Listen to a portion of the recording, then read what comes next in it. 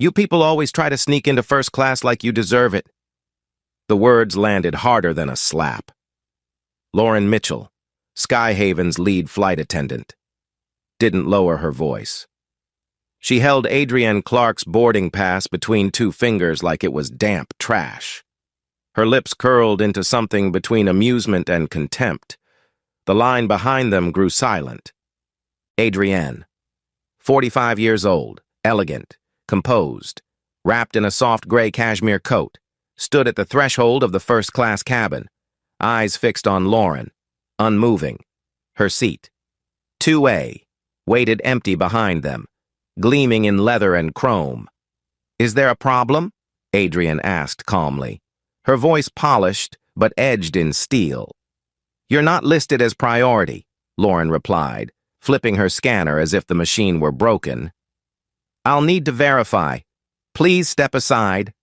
Murmurs stirred among the nearby passengers. A white woman in a pearl-studded blazer, Catherine Brooks, rose from seat 1B and peered over Lauren's shoulder. "That's my seat," she announced, pointing to 2A. "It's always mine. I didn't pay to sit next to someone who doesn't belong up here." Adrienne turned her head slowly toward her. "I believe I'm exactly where I belong." But Lauren was already tapping on her tablet, pretending to investigate a manifest error. Ethan Hayes, a 26-year-old vlogger across the aisle, tilted his phone just enough to begin recording. "This feels wrong," he said under his breath, catching Ava Kim's attention, a digital influencer seated in 3A. She gave a slight nod and unlocked her own phone. The scent of citrus and fresh leather filled the cabin, but the air had turned cold. Adrienne's fingers slipped into her coat pocket and tapped twice on her phone. A silent signal. Across the city, in a quiet boardroom at Pinnacle Ventures HQ, Brianna Tate's screen lit up. "Activate Protocol Cobalt. Before we go any further, I want to know, where are you watching from? If you've ever been humiliated just for being where you belong, share your story, and subscribe if you believe in justice. What happens next changes everything." Back on the plane, Lauren gestured toward the galley. "We'll reassign you to Comfort Plus while we sort this out." Catherine chuckled smugly. "That's more appropriate anyway." Adrienne didn't move. Her voice didn't rise. "I paid for 2A. You scanned my ticket. Your delay is manufactured." From behind the curtain, James Carter, the cabin manager, emerged at last. Tall, mid-50s, crisp tie. He gave Lauren a glance that wasn't quite approval but wasn't concern either. "What's the issue here?" "Discrepancy with the seat," Lauren replied before Adrienne could speak. "She's not a platinum member." "I never said I was," Adrienne replied coolly. "I said I had a ticket." James looked at the screen, shrugged, and waved dismissively. "Move her back until it's sorted," Ethan whispered into his mic. "They're bumping a paying passenger, first class, to appease someone who always sits there." Ava tapped record. Meanwhile, in seat 3D, Sophia Ramirez, a compliance officer planted on this flight at Adrienne's request, dialed the encrypted cabin line. 3 rings later, she reached Edward Thornton, chairman of Skyhaven. "It's happening," she said. "Same playbook. Full documentation underway. We recommend immediate internal escalation." In real time, Daniel Walsh, Adrienne's general counsel, uploaded a federal aviation complaint draft and time-stamped video entries from Ava and Ethan. Brianna began preparing press packets. The cabin lights dimmed for boarding completion, but no one was sitting. "Ma'am," Lauren said again, this time louder, "your delay is holding up our flight. Please cooperate, or I'll have to call security." "Call them," Adrienne said softly. Not moving, she reached into her briefcase, pulled out a thin document folder with her initials embossed in gold, and handed it to James. "What's this?" he asked. "A certified, time-stamped confirmation of my purchase, seat assignment, And corporate contract with your airline. James blinked. Corporate contract? Yes. Pinnacle Ventures, she said, letting the name settle into the silence like a dropped stone. Partner on your pending $200 million integration deal. We're your tech backbone. Or we were. James looked at the folder again. His throat twitched. I wasn't aware. You're about to be, Adrienne replied. Ethan zoomed in on her face. Calm, powerful, unshaken. Ava posted a clip titled, "Black Woman Denied First Class. Watch what she does next." The clip began spreading seconds after it uploaded. Over 4,000 shares in 3 minutes. Hashtags formed mid-air. Hashtag Skyhaven Disgrace. Hashtag She Belongs. Hashtag Profiling in Flight. Somewhere in a downtown NBC control room. A producer called for legal clearance. Adrienne leaned gently toward Sophia and said, "Leak it." Sophia nodded. Pressing send, the raw footage, the denial, the smirk, the confrontation, was now in the hands of 3 national newsrooms. Lauren smoothed her vest as if straightening power. "We're just following protocol." "Then your protocol's broken," Adrienne said. "And now it's public." Ava glanced at her phone and smiled. "You're trending." Catherine looked up, annoyed. "I don't care who she is. I just want my seat." Adrienne met her eyes. "You already made your choice. Now watch what it costs." Brianna's message flashed green. Legal confirmed. Chairman notified. Rollout in motion. What had started with a boarding pass had become a reckoning in real time, and they were all still on the ground. Thunder cracked softly outside the cabin windows, but the real storm was just beginning. Inside, Seat 2A. Lauren wasn't done. Not by a long shot. As the first-class cabin buzzed with tension, she leaned in toward James and whispered something just out of reach. Then, without looking at Adrienne again, she turned to Ryan Foster, Skyhaven's onboard systems coordinator, who had just entered from the cockpit area, still holding his tablet. "Reassign Seat 2A to stand by," she said, her voice clipped. Ryan hesitated, eyeing the mounting attention. "But it's already scanned. Passengers confirmed." Lauren didn't blink. "Override it. Flag it for flight risk." Ryan's eyes flicked to James, who gave a subtle nod. That was all it took. A few taps, and Adrienne's name vanished from the first-class manifest. Just like that. Ethan caught it on camera. "They just erased her," he murmured into his phone. "They're making it look like she never belonged."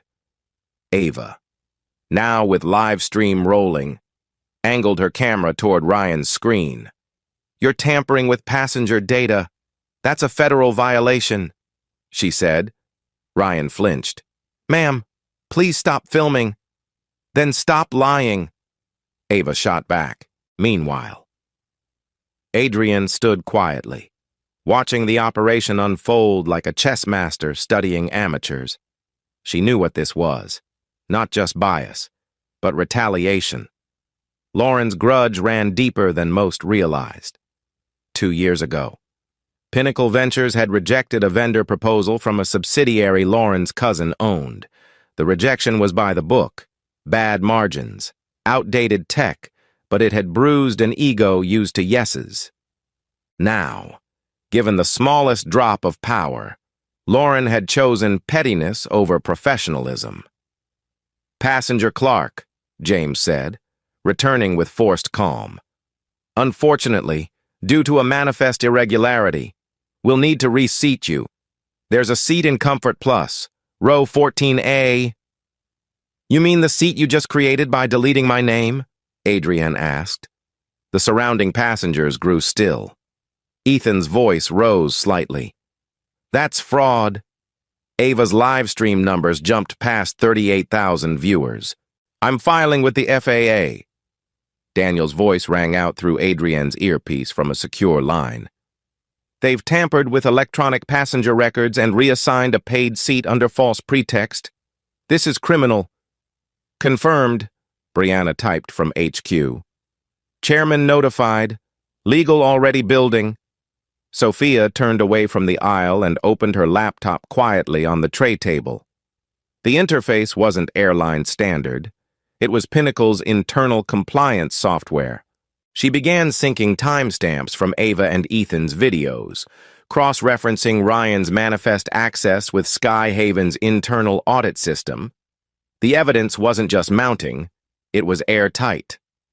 "Lauren," Adrienne said, stepping closer. "Would you like to confirm, on record, that I did not pay for 2A? "I'm not here to argue," Lauren snapped. "You're disrupting the boarding process." "You mean I'm standing in the seat I purchased, being erased from your system in real time?" Adrienne replied. "Let's call it what it is," Ryan stammered. "The manifest sometimes resets under maintenance mode. It's not your first time doing this, is it?" Ava cut in. "You flagged her as disruptive. You're trying to get her kicked off." The crowd shifted. One older white man near the window cleared his throat. "If that woman doesn't belong here, then maybe none of us do."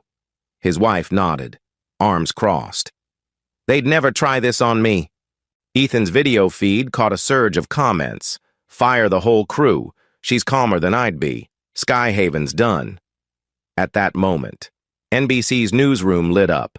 A breaking news alert queued up with the working title, "Passenger Profiled, Airline Exposed in Real Time." Inside the cabin, Adrienne did something unexpected. She sat down, not in 14A, but right back in 2A, calmly, silently, with the grace of someone who had already won. "Ma'am," James said, "you're defying crew instructions. I'm sitting in the seat I paid for." Adrienne replied, "If you'd like to escalate this, I suggest you do it quickly. Security will be called." "Good. They can verify my documentation. And while they're here, I'll have my attorney walk them through the list of FAA infractions committed by this crew in the last 6 minutes." Ethan's phone buzzed. "We're trending," he whispered to Ava. 50,000 watching. It's going viral." Ava smiled grimly. "Let's get it to 1 million. Meanwhile." Sophia opened a direct line to the Skyhaven legal liaison. "Passenger Clark is Pinnacle Ventures CEO. We have full documentation of systemic discrimination, digital tampering, and intentional defamation. If Skyhaven does not intervene within 10 minutes, the $200 million technology deal will be revoked in writing, mid-air or not." On screen, she attached live compliance logs, video clips, manifest screenshots, and Ryan's access log entries on a good day. This would take a compliance team 3 weeks. Sophia did it in 4 minutes. James turned to Lauren, whispering harshly, "You said she was bluffing." "She is," Lauren insisted. "She's trying to scare us. She's succeeding," James muttered.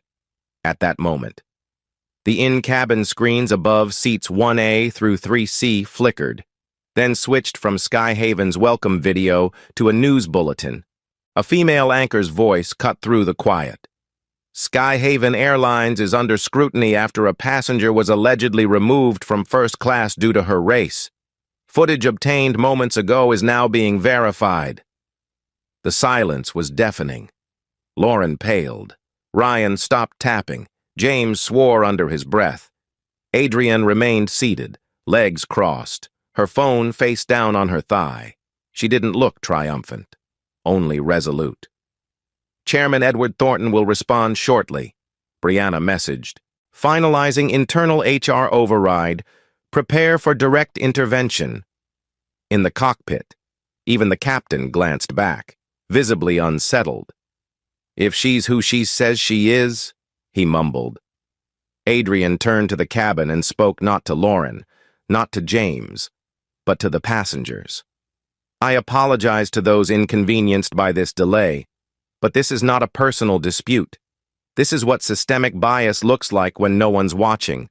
Only this time, we are... Ethan's camera caught it all. A woman erased, then documented, then rebuilt. The tide had turned not with shouting or force, but with silence, strategy, and one quiet seat in row 2A, outside. Thunder still grumbled across O'Hare. But inside this plane, the real storm had already touched down. Lauren returned with fresh venom, her cheeks flushed with embarrassment. But instead of retreating, she doubled down. "Since you refuse to comply, your personal items will be removed," she said loudly, seizing Adrian's leather briefcase from the floor without permission. "You can collect this once you're seated where you're assigned." Gasps rippled through the first-class cabin. Catherine Brooks clapped softly, smirking like a child who'd gotten their way. "About time," she muttered. Ethan stood from his seat in 4C and spoke clearly enough for everyone to hear. "You just took that woman's property, on camera." Lauren turned on him. "Sit down and mind your business, or you'll be removed too." Adrian rose slowly. "Put my briefcase back where it was," she said, her voice even but unmistakably commanding. "That is private corporate property containing proprietary documents. You've already violated multiple FAA regulations. Don't add theft to the list." Lauren opened the briefcase a crack, as if to challenge her. Adrian didn't move. She didn't have to. Ethan's phone was still rolling. Ava's live stream had just crossed 25,000 viewers. On-screen comments poured in. "She's composed while they're falling apart. Don't touch a CEO's bag. Skyhaven. Done." Meanwhile, Ryan Foster, still rattled, leaned into James and whispered, "I flagged her under passenger disruption protocol. That means she can be banned." "Are you serious?" James asked, nervously tugging at his collar. "She's already gone viral." Ryan tapped on the crew dashboard. "Too late." "It's logged. Flag's active." A dull chime sounded from the intercom. "Ladies and gentlemen, we apologize for the delay. We are addressing a seating discrepancy and will be underway shortly." Adrian sat back down, her briefcase now in Ava's care. Ava clutched it with visible defiance, nodding toward Adrian like a soldier receiving orders. "Discrepancy," Adrian repeated under her breath. "That's what they call erasure now." Daniel's voice came through her Bluetooth earpiece. "They just flagged you for removal. Under FAA policy. That makes them liable unless they can prove you posed a safety risk." Adrian responded without moving her lips. "Good. That'll play nicely in court." On her tablet. Sophia uploaded screenshots of the flag entry time. Brianna, back in Pinnacle's downtown office, forwarded it with the subject line, "Intentional defamation, live evidence attached." Then came the final insult. James stepped forward, holding a printed manifest. "Due to your designation as a disruptive passenger, we are officially requesting you deboard this aircraft under authority of crew discretion." "Based on?" Adrian asked, not standing. "The fabricated entry your colleague made minutes ago?" "Ma'am, you're banning me for calmly sitting in a paid seat, with full documentation, with zero resistance, while your flight attendant rifled through my briefcase like I'm a threat to national security." "This is for the safety of all passengers," James said, avoiding her eyes. "The only thing in danger here is your career," Ava snapped, stepping into the aisle. "And maybe your stock price." Ethan, meanwhile, had uploaded the briefcase video with the caption, "They took her bag," then flagged her as a threat. Her response? Watch. Within 90 seconds, hashtag Skyhaven down exploded to over 700,000 tags. TikTok stitched it. Reddit threads flooded. TMZ ran a breaking banner. CEO claimed racially profiled on flight. Viral clip sparks uproar. In seat 1D. A business traveler in a suit turned to his colleague and said, "That's Adrienne Clark." "Pinnacle Ventures?" "Yeah. Tech billionaire." She's building aerospace systems Skyhaven was about to integrate. Was. Exactly. Word spread in the cabin like dry grass catching flame. Adrian had said nothing to expose her identity. But now, the passengers began whispering it aloud. She's the real deal. That woman built a $40 billion company, and they're treating her like this? Catherine stood suddenly, her voice sharp. I don't care who she is. I don't want her near me. This was supposed to be a quiet flight. Adrian turned to her, her face calm but diamond hard. You said I didn't belong here, and now you'll watch your words crash an airline. At that moment, Ava's live stream passed 1 million viewers. NBC News broadcast the footage mid-segment. CNN picked it up under the banner. First-class discrimination. Airline faces backlash. Back at Skyhaven's corporate HQ. Chairman Edward Thornton stared at the footage on a loop. How fast can I get in touch with her? He demanded. You may not need to, his aide replied. She's on the cabin phone with Sophia, and she's not bluffing. Thornton's brow darkened. How long before this impacts bookings? It already has. 3,000 cancellations in the last 10 minutes. Reddit's saying boycott. One of the major influencers just tweeted #Skyhaven down is only getting started. Christ, Thornton muttered. This is going to be worse than United. Back on the plane, Lauren approached with Ryan behind her. You've been officially banned from Skyhaven Airlines, effective immediately. Lauren said smugly. Security will remove you now. Adrian didn't flinch. Good, she said, because what happens next can't be undone. She turned to Ethan and Ava. Film everything. Don't stop. Not even when they call the police. Ethan nodded. Ava's screen showed hearts pulsing like a heartbeat. Sophia's phone buzzed. She read the message, looked up, and said loud enough for the whole cabin to hear. Mr. Thornton is watching. He's en route to a remote access line, and he is not happy. Adrian stood once more, eyes on Lauren. You've tried to humiliate me, erase me, remove me, and now ban me. What you failed to do was check who I am and what I control. She stepped forward and retrieved her briefcase from Ava's arms. Now get ready, because your airline's future is about to be rewritten. In this cabin, the oxygen in the room changed. Even passengers who hadn't spoken before now leaned forward. Some began recording, some just watched, but everyone felt it. Something massive had shifted. No more warnings, no more silence. A reckoning had begun, and it would all unfold before takeoff. The cabin erupted in low voices and clicking phones as James and Ryan tried to whisper orders to each other. Lauren stood frozen, her mouth half open, a flight manual still clutched in her hands like a shield against the inevitable. The screens flickered again, then went black. Then came a new message, one no one expected to see inside an aircraft. Notice, Skyhaven systems temporarily locked for internal review. Chairman's authority enacted. Adrian didn't need to say a word. Her silence had spoken loud enough. The cabin no longer felt like an aircraft. It felt like a courtroom. Screens frozen in override mode, passengers whispering like jurors, and Adrian Clark, still standing in 2A, briefcase in hand, looked every inch the prosecutor with evidence already submitted.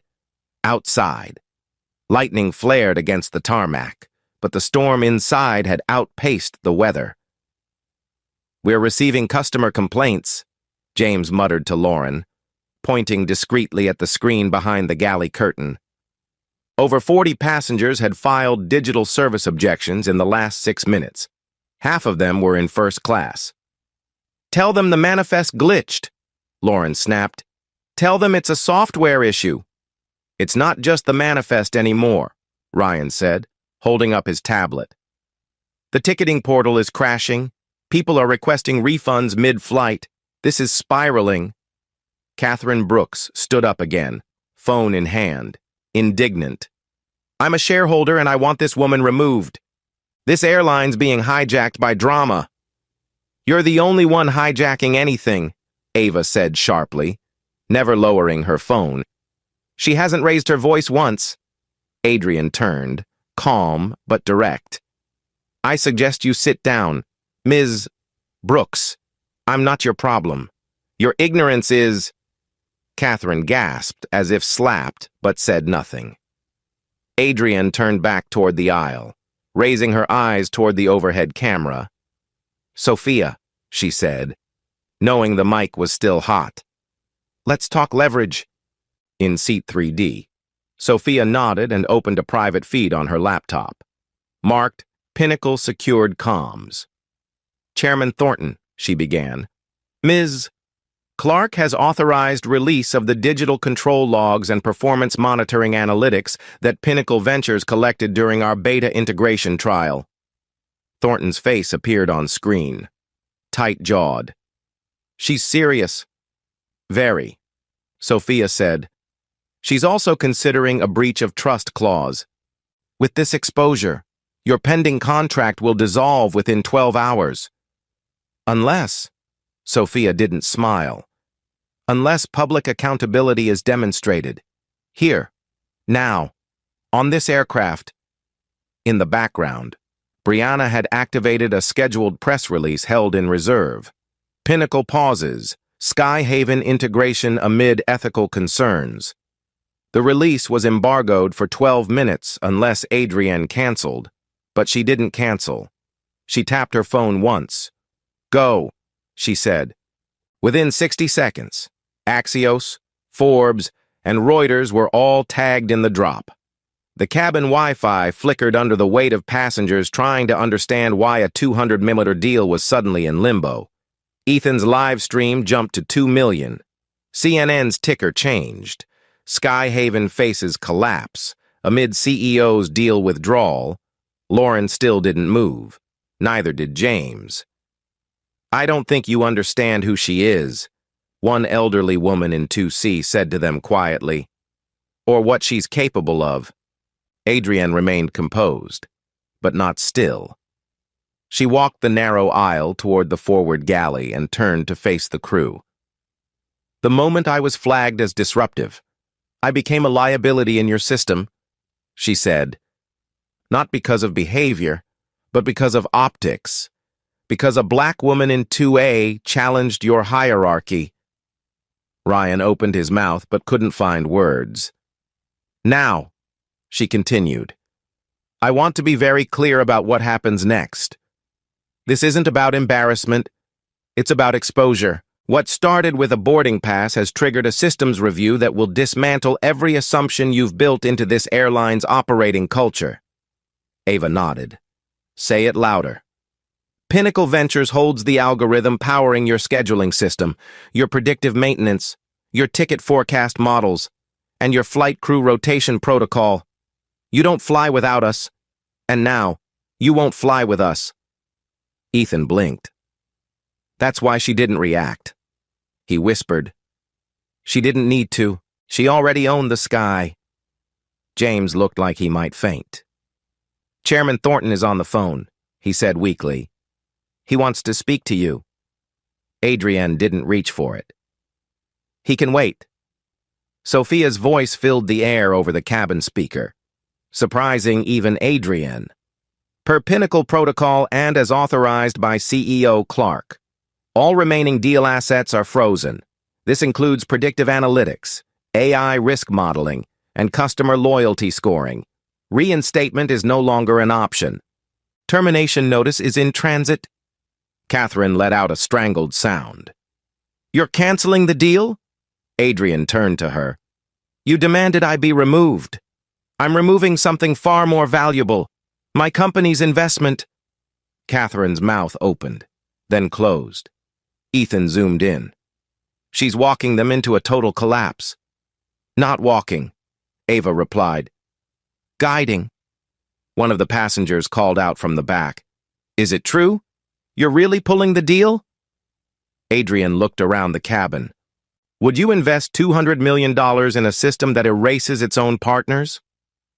The question hung in the air, rhetorical and fatal. Sophia's tablet buzzed once more. "We just received confirmation," she said calmly.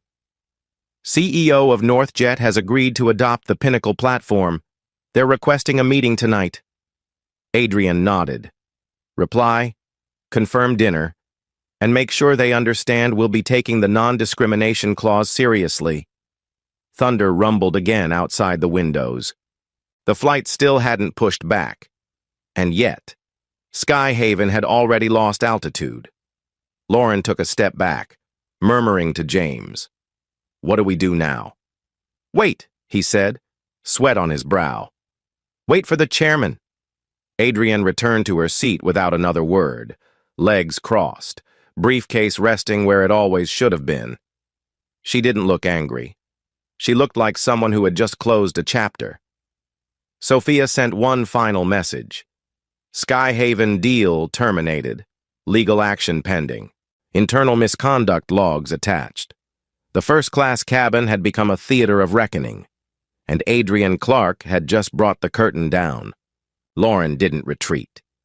She paced just behind the galley wall, arms crossed tightly over her vest, watching Adrienne from the corner of her eye like a gambler who couldn't believe she'd lost it all in one hand. Catherine Brooks stood red-faced by her seat, muttering threats to no one in particular, threats about lawsuits, reputational damage, and people like that who didn't understand real money. James Carter stood frozen in the galley entrance, still holding his manifest like a useless map, as if flipping the page might reveal an exit strategy that no longer existed. Then came the voice over the intercom, not from the flight deck, but from the airline's Chicago headquarters. It was clear, slow, and unmistakably stern. "This is Edward Thornton, chairman of Skyhaven Airlines. All crew members aboard Flight 713, stand by." A collective inhale swept through the cabin. Adrienne, still seated in 2A, didn't blink. Ava's livestream viewer count surged past 2 million. Ethan mouthed the words, "Here we go," without speaking. "I've been fully briefed," Thornton continued. "I've reviewed the footage, the manifest logs, and the compliance violations currently under legal review. Effective immediately. Lead flight attendant Lauren Mitchell is relieved of duty and terminated from Skyhaven Airlines." Gasps scattered like sparks. Lauren stepped back as if struck, eyes wide, her mouth moving but no sound coming out. Furthermore, Thornton's voice pressed on. "System Coordinator Ryan Foster is terminated for unauthorized tampering of FAA-regulated passenger records, and passenger Catherine Brooks is now permanently banned from all Skyhaven-operated flights for repeated discriminatory behavior. As documented and witnessed..." Catherine dropped her phone. "What?" she shrieked. "You can't ban me! I own stock!" "You are not the company," Thornton replied coldly.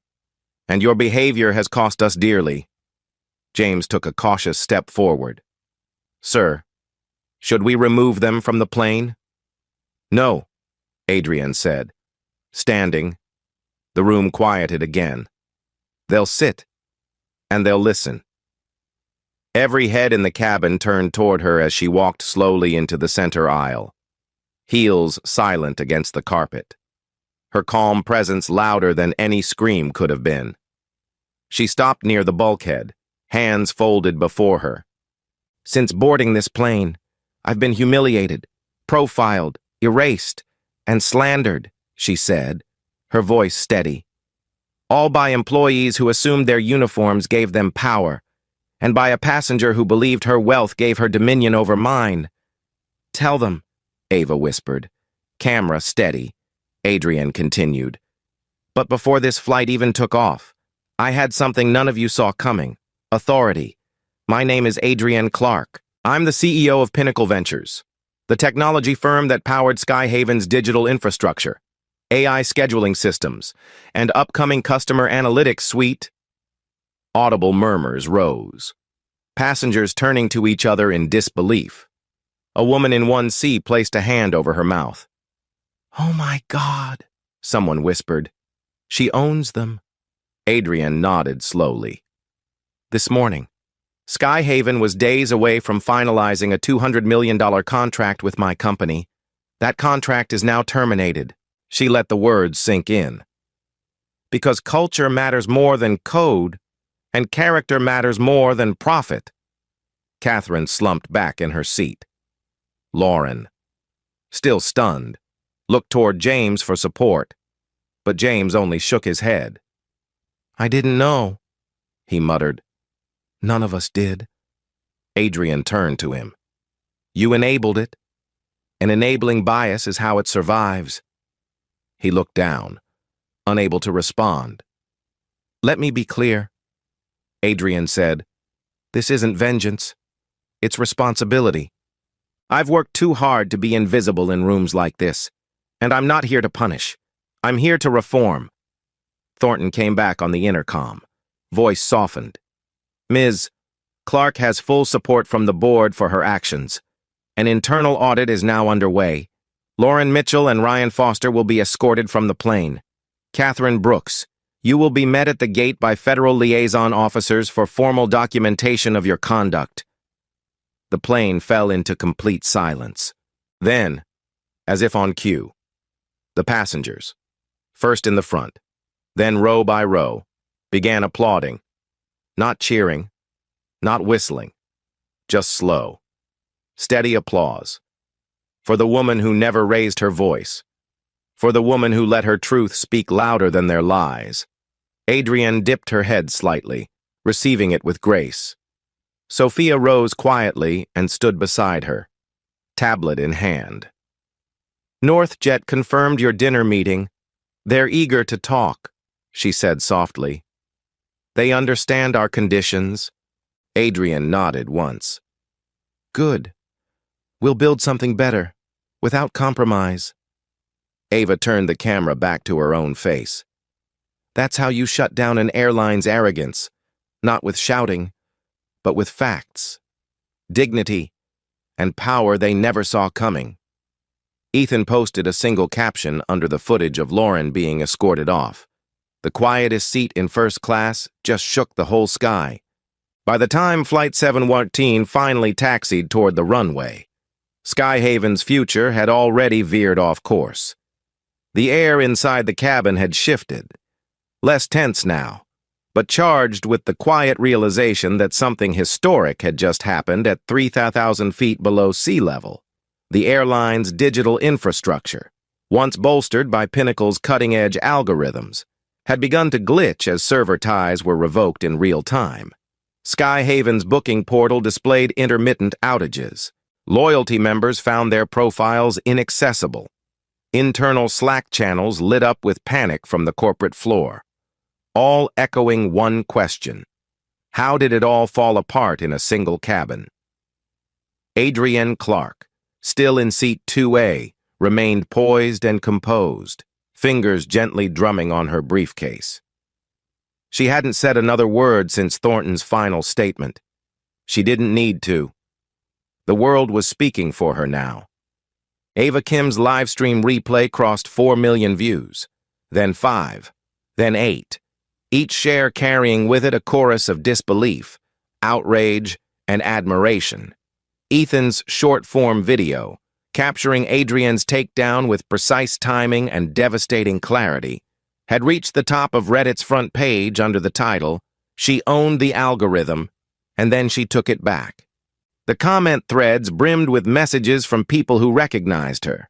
Black women in tech, young founders, weary professionals who had lost count of the times they'd been mistaken for the help. She did what we all wish we could do. One comment read, "She didn't make a scene. She made a system crash." In the middle of row 3, a college student quietly posted the footage to his school's diversity initiative with the caption, "Let's teach this." Meanwhile, in Pinnacle's Chicago headquarters, Brianna was managing the fallout like a maestro conducting a symphony, with Sophia feeding her in-flight updates. Brianna redirected the $200 million budget, now released from Skyhaven, to 3 new development partners, NorthJet, AeroSync, and a minority-owned private aviation startup Adrian had been quietly mentoring for over a year. They called themselves Sky Unity. Adrian had just given them the runway they needed. "She always said reform starts with redistribution," Brianna muttered to herself as she uploaded the official deal reassignment press release. Sophia, seated once more with her laptop open on her tray table, typed out the final clause of Adrienne's onboard compliance report. She paused before submitting and looked over at her boss. "Want to include the new initiative?" Adrienne nodded. "Do it." The initiative, announced moments later via Forbes and TechCrunch, was Air Sentry, a real-time bias monitoring AI program for aviation, funded by Pinnacle and led by a multidisciplinary ethics council. Its purpose was clear: prevent what happened today from happening again, anywhere. The launch was accompanied by a powerful headline: "After being profiled, Pinnacle CEO funds new AI to end airline discrimination." The impact was immediate. Skyhaven stock began to slide. Board members demanded an emergency session. Meanwhile, NorthJet's stock spiked just from the rumor of the new partnership. Reporters circled gate terminals across the country, interviewing stunned Skyhaven passengers. The public didn't just want to know what happened. They wanted to know what came next. And Adrian delivered. As the aircraft finally lifted off, the flight crew silent and subdued. Ethan whispered into his mic. "She didn't crash the plane. She grounded the system." Ava sat one row behind Adrian, still filming, but no longer for clicks. "She didn't fight for a seat," Ava said softly. "She fought to redesign the cabin."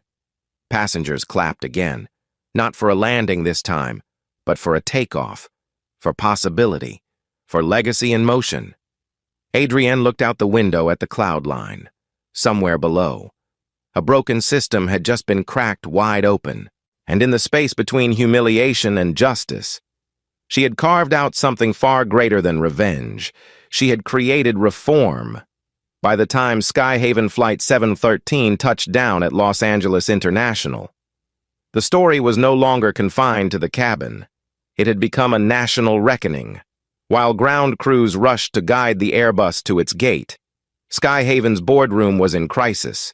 The chairman's statement had not been enough. Shareholders were furious. Civil rights groups were mobilizing. And a class action petition against the airline's discriminatory conduct had already begun collecting digital signatures, led fittingly by passengers seated behind 2A. Lauren Mitchell had vanished from Skyhaven's website. Ryan Foster's internal access was revoked before the wheels met the tarmac. And Catherine Brooks? Her real estate firm's social pages were flooded with backlash.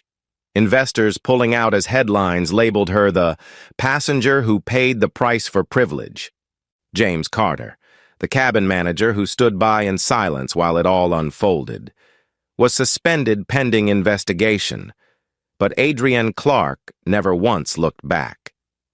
She walked calmly off the jet bridge flanked by Sophia and Ava, her briefcase in hand, her eyes focused, not on the press cameras waiting beyond the glass, not on the airport staff who watched with wide eyes, but on something farther, larger, ahead.